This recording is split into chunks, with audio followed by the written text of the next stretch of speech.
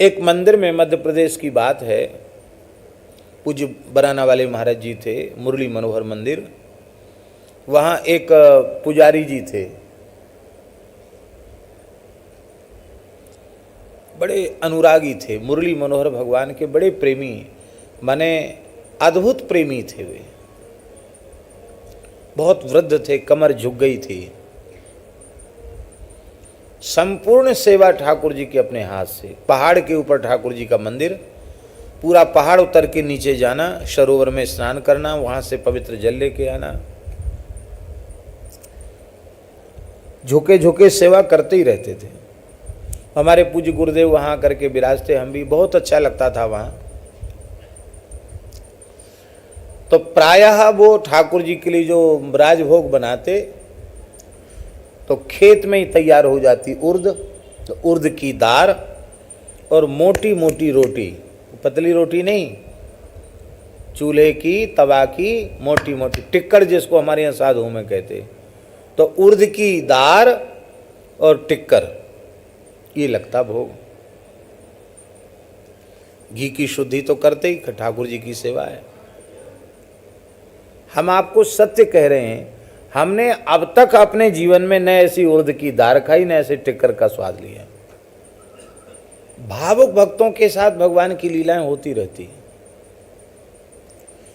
पुराना मंदिर, पुराने ठाकुर जी, कोई ठग कोई चोर उसको लगा के तो सोने के ठाकुर जी हैं। तो उसने सोचा कि पुजारी तो भोला भाला है, वृद्ध है, इसको कुछ बहका करके ठाकुर जी ले जाएं। तो वो ठग था, जीप लेके आता, एक पेटी फल ले आता, कभी रसगुल्ला ले आता, कभी मिठाई ले आता। पुजारी वहाँ जंगल में कहाँ मिले मिठाई, कहाँ फल आम है, तो बड़े प्रसन्न होते ठाकुर जी, चलो भोग लगने के लिए। कुछ भेंट भी चढ़ाता। धीरे धीरे उनका विश्वास जम गया कि तो ठीक है। तो वो मंदिर में बैठ गया बाहर जगमोहन में, और महाराज नीचे उत्थापन के लिए फिर दोपहर में ही आ गया। तो ले भैया अभी तो दर्शन बंद हैं, हम स्नान करके आएंगे तब उत्थापन होगा। सब उसने देख लिया, चाबी आबी कहाँ रहती मंदिर की। और महाराज तालाब में उतर के नीचे जाना, और स्नान करके जैसे ही आए तो मंदिर के ठाकुर जी गायब, मुरली मनोहर भगवान गायब। फल वल सब वहाँ रखे थे।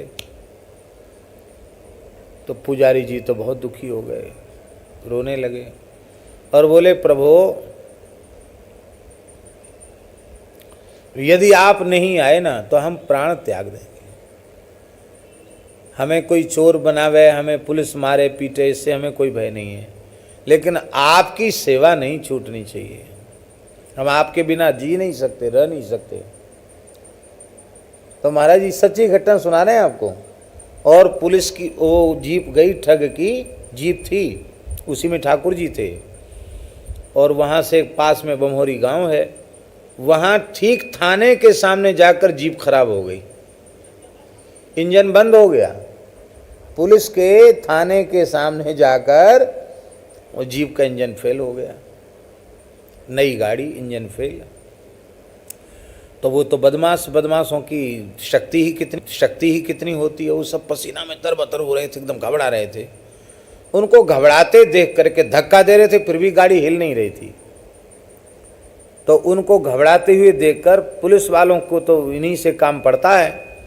पुलिस वाले जो है ना, एक कहावत है ना, चोटे को थानेदार नज़र से पहचानता है। कहावत है, चोटे को, चोर को थानेदार नज़र से पहचानता। वो नज़र से ही पता चल जाता चोर है कि नहीं। वो समझ गए तो बदमाश हैं। तुरंत उन्होंने कहा, भाई तलाशी लो। नहीं नहीं साहब, इसमें कुछ नहीं है, गाड़ी बिगड़ी, कुछ नहीं, तलाशी लो। ठाकुर जी मिल गए।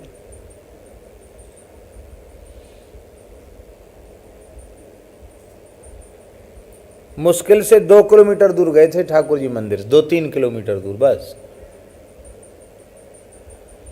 अब थानेदार जो था वो भी ब्राह्मण देवता ही था। अब वो तो ठाकुर जी को तो ठाकुर जी चले गए थाने में, लेकिन वो पुलिस की प्रक्रिया होती ना, उनको जाके जमा करना पड़ता है, फिर रिपोर्ट होती है, केस होता है, ये होता है, फिर ठाकुर जी मिलते हैं, एक प्रक्रिया से मिलते हैं। अब उसने ठाकुर जी को जहाँ बड़े जो मुख्यालय है, क्योंकि इतने प्राचीन ठाकुर जी, तो मुख्यालय उसको ले जाना पड़ेगा, पुलिस मुख्यालय। वो गाड़ी में ठाकुर जी को रखा और उसकी गाड़ी ठप, दूसरी गाड़ी बदली, दूसरी गाड़ी ठप, कोई गाड़ी स्टार्ट ही नहीं हो। तब उसने स्नान किया, स्नान करके ठाकुर जी को पेड़ा का भोग लगाया और रो करके कहा, महाराज मेरी नौकरी का सवाल है, मैं ब्राह्मण हूँ, दया करो प्रभु, आप एक बार तो घूम आओ मुख्यालय।